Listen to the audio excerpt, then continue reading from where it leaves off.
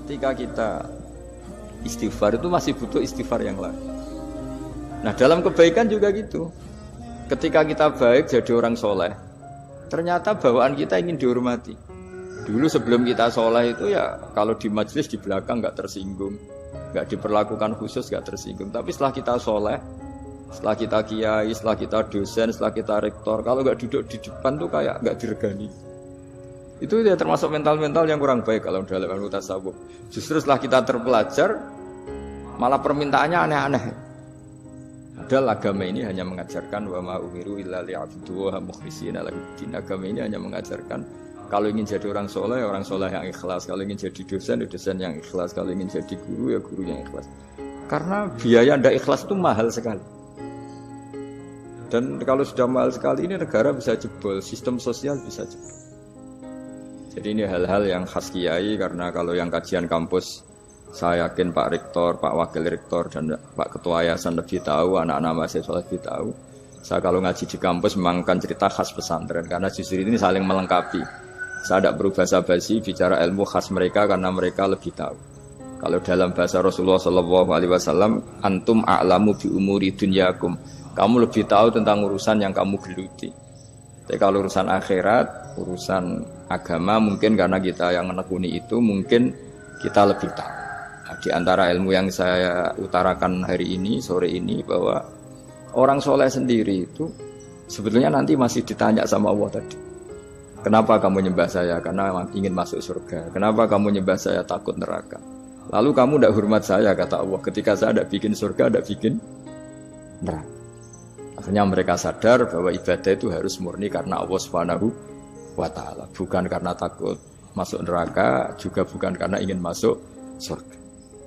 Ya sama seperti kita mencintai anak kita, yaitu sebagai karena anak kita. Jangan karena anak kita ranking 1, anak kita kumplot. Lalu terus kita membiarkan anak kita saat ada anak kelas. Toh tetap anak kita.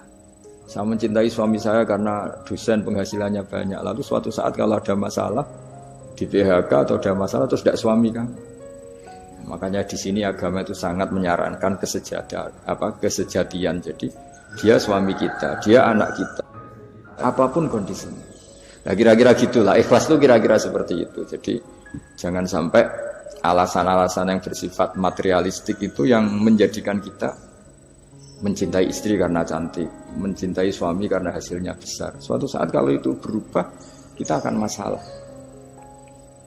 Di sini agama menyarankan ikhlas. Makanya semua kitab di khazanah kita dimulai bab niat. Bab niat itu begini.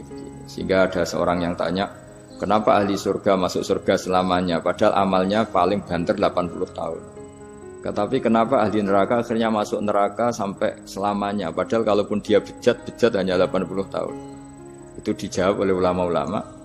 Orang mukmin itu berkomitmen akan iman andaikan hidupnya selama-lamanya. Sehingga dibalas dengan masuk surga selama-lamanya. Sementara orang yang fasik, yang berbuat hanya mengumbar nafsu, bayangan dia kalaupun hidup 1000 tahun ya akan begitu terus. Dan dia ketika mati dengan status dia berencana andaikan sehat maksiat terus. Karena punya rencana seperti itu diganjar neraka yang selamanya lama. Maka saya mohon niat ini juga yang harus mengilhami para rektor, para dosen. Andai kan sudah ada jabat pun tetap berkomitmen pada institusinya, pada yayasannya. Jangan kalau jabat serius, kali tidak jabat malah ganggu. Itu nggak boleh. Harus. Saya sendiri juga gitu. Saya populer apa enggak, saya keren apa enggak, saya akan berkomitmen tetap mengkhidmati agama ini. Nah, dengan seperti itu berarti sudah biniyatin solihatin, punya niat yang